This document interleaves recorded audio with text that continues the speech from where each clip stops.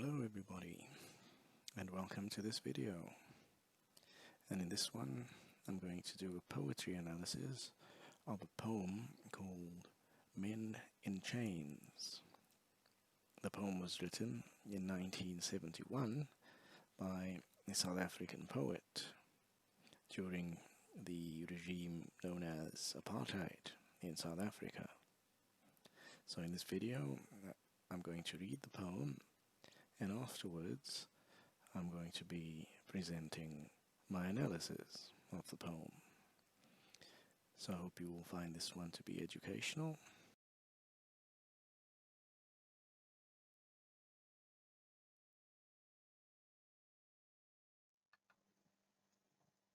The train stopped at a country station. Through sleep-curtained eyes, I peered through the frosty window and saw 6 men. Men shorn of all human honor, like sheep after shearing, bleating at the blistering wind. Go away, cold wind, go away. Can't you see we are naked?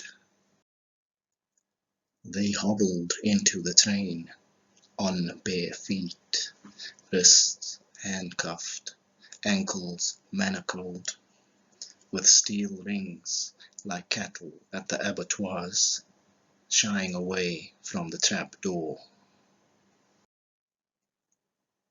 One man with a head shaven clean as a potato whispered to the rising sun, a red eye wiped by the tattered handkerchief of clouds.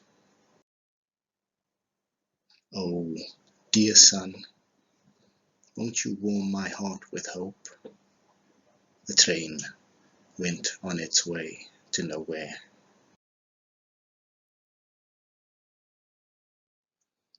The poet uses 2 main similes to describe the 6 men in chains.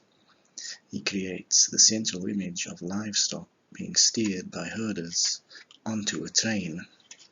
Firstly, the speaker in the poem sees 6 men who appear to be colonial slaves or anti-apartheid prisoners, shorn of all human honor, like sheep after shearing.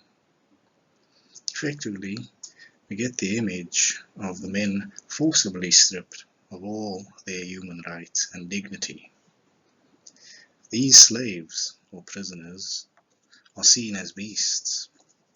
They do not only appear to us naked, dehumanized, deprived of all human qualities, but also fearful, like sheep after shearing. The second simile to use this central image can be found when the speaker says that the men have their wrists handcuffed, ankles manacled, with steel rings like cattle at the abattoirs, shying away from the trap door. The speaker talks about these detainees, limbs shackled and chained at the wrists and ankles, and herded as if they are cattle. The image is created of these men, possibly slaves or prisoners, with no freedom of choice and completely at the will of their masters or wardens. This also adds to the humiliation of the slaves or prisoners who are seen as animals the master has on a tight leash, manacled with steel rings. Another feeling that is experienced is the sense that these men are anxious about an impending death to occur at any given moment. They are even more terrified and nerve-wracked at this point in the poem, because they appear like cattle at the abattoirs, shying away from the trap door. When thinking about the tone of Men in Chains, it is important to observe that the speaker uses a tone of disgust towards what he sees and sympathy for the men in chains. First of all, in lines 6 to 8, the speaker uses a sympathetic and almost disgusted tone when he says that he sees men shorn of all human honor, like sheep after shearing. The imagery of the men being likened into livestock gives us the impression that they are treated as animals, void of all human rights or dignity. The speaker clearly has feelings of disgust towards the oppressive regime and feels sympathy for the prisoners.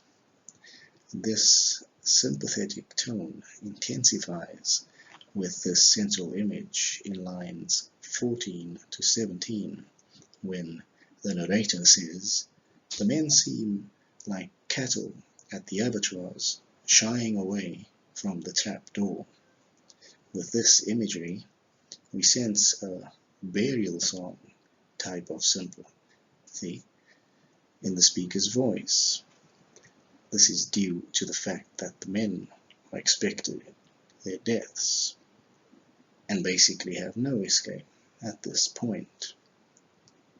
Next, the poet uses diction to show his feeling of sympathy and almost, I would say, disgust towards the situation the prisoners are faced with. For instance, the men are bleating at the blistering wind. In line 9, he uses the word bleating to emphasize their lack of humanity, as sheep and other animals are known to bleat instead of having the ability to speak. It is also interesting to note the writer sympathetically uses the word blistering in line 9 to refer to the icy wind, an adjective traditionally used to describe extreme heat. This gives us the impression that the men are subjected to extremely fierce and harmful conditions.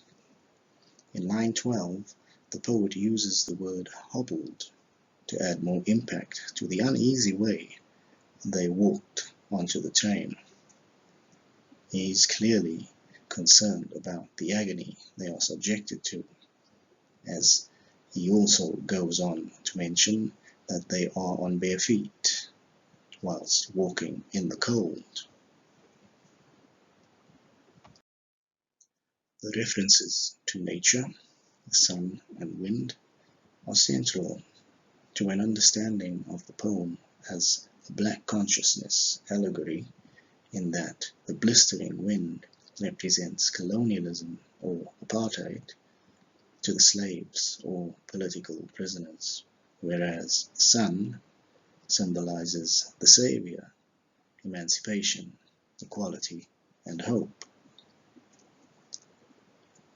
In the first instance, the speaker says that the prisoners or slaves are bleating at the blistering wind, which gives us the understanding that the detainees are pleading their cause and protesting or bleating before the masters or oppressive regime, the wind.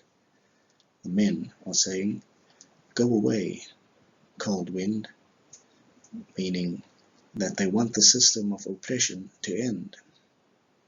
It is clear to the reader that the slaves or prisoners have reached a point where they are completely stripped, naked, of all humanity or dignity, when they ask the wind, the oppressor, "Can't you see we are naked?"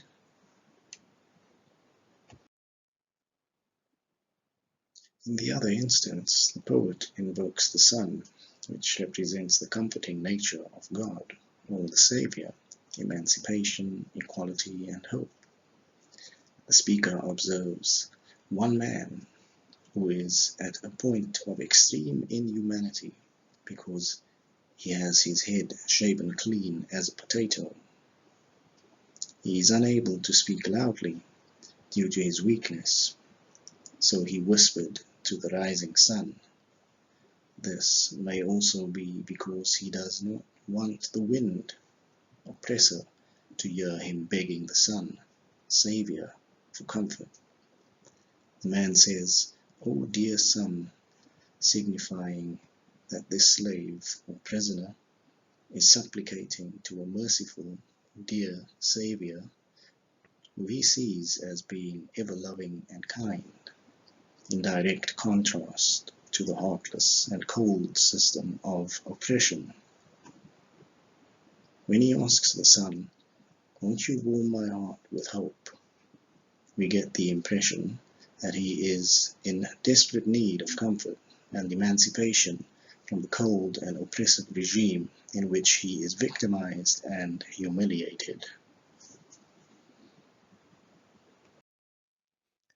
The train symbolizes a journey, but more importantly, life's journey, or the current reality of society the slaves and the prisoners, along with the other passengers, find themselves.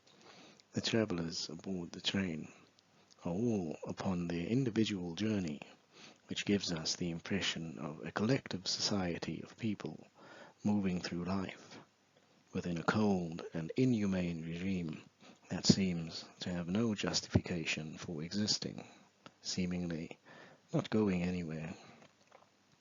Within this society, not everyone seems to be equal or treated as human beings. In the case of the 6 men the speaker sees, who seem to be of a lower class. Even though the speaker has a comfortable seat on the train, denoting that he is not under oppression within the reality or society, he still thinks the train is on its way to nowhere.